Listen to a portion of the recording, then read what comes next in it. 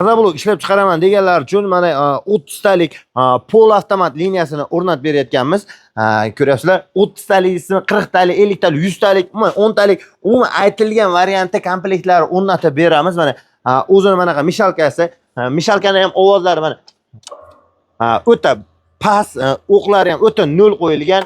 Manaqa katta suv manaqa aqlli garilkalari o'zini zapravka qilib qo'yasiz, ko'miri o'zi yoqiladi, aqlli katyolli asosan.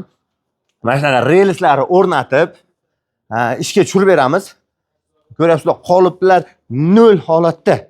Mana bitta chiziqqa qilingan lazerlarga otib manaqa avtomat reyskani ham bitta knopkani bosasiz, o'zi tushib, ko'tarib, kerak bo'lsa shuni pultliga ham qilib beraveramiz.